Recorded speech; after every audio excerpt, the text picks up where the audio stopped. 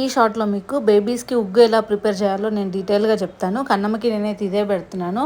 So first అయితే 1 bowl of rice and దాంట్లోనే ఒక హాఫ్ బౌల్ పెసరపప్పు అండ్ ఇంకో హాఫ్ బౌల్ మినపప్పు అండ్ ఇంకో హాఫ్ బౌల్ కందిపప్పు, ఈ 3 పప్పులు వేసి అండ్ ఇంకొన్ని డ్రై ఫ్రూట్స్ బాదాం, పిస్తా, కాజు, లైక్ మీ ఇంట్లో ఏవి ఉంటే ఆ డ్రై ఫ్రూట్స్ వేసుకోండి. వీటితో పాటు పల్లీలు వేస్తే కూడా కొంచెం బలం అనమాట పిల్లలకి.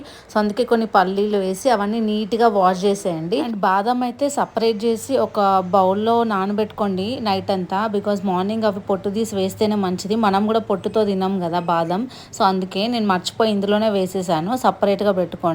అండ్ తర్వాత ఇవన్నీ డ్రై చేయాలన్నమాట. ఒక మంచి క్లాత్ తీసుకోండి, ఏదైనా వాష్ చేసిన క్లాత్ తీసుకొని దాంట్లో ఇవి డ్రై చేయండి. ఎండకి డ్రై చేయొద్దు, ఇంట్లోనే. సో ఇవన్నీ డ్రై చేసిన తర్వాత నెక్స్ట్ ఏం చేయాలి, ఆ ప్రాసెస్ అంతా నెక్స్ట్ షార్ట్లో క్లియర్గా ఎక్స్ప్లెయిన్ చేస్తాను. బికాజ్ షార్ట్ 1 మినిటే ఉంటుంది, అంతా దీంట్లో ఎక్స్ప్లెయిన్ చేయడం కష్టము.